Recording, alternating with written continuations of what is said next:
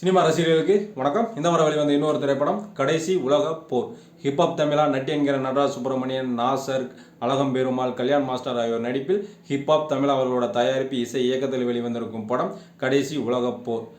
இந்த படத்தோட கதைன்னு பார்த்தோம்னா, இந்த கதை வந்து 2028 காலகட்டத்தில் நடக்கிற மாதிரி காட்டப்படுது. அதாவது உலக நாடுகள்லாம் ரெண்டாக பிரிஞ்சு மீண்டும் ஒரு உலக போருக்கான சூழல் உருவாகுது. இந்த சூழலால் சென்னையில் குண்டு போட்டு சென்னையை கைப்பற்றப்படுது.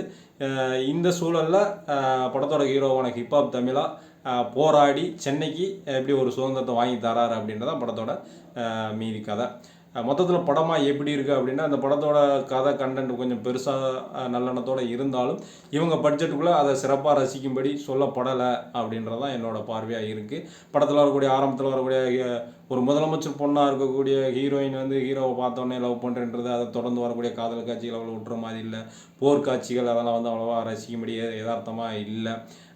ஹீரோ ஹீரோயினுக்கான கெமிஸ்ட்ரியை விட வில்லன் நட்டிக்கும் ஹீரோயினுக்கான கெமிஸ்ட்ரி அதிகமாக இருக்கிறதுக்கு முயற்சி பண்ண மாதிரி தான் தெரியுது. நட்டி அவர்களோட பேச்சு வளவன்னு இருக்கிற மாதிரியான ஒரு ஃபீலை தான் தருது.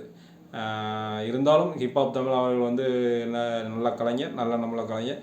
அடுத்து ஒரு நல்ல படம் தருவார் அப்படின்னு நான் நம்புகிறேன். நன்றி, வணக்கம்.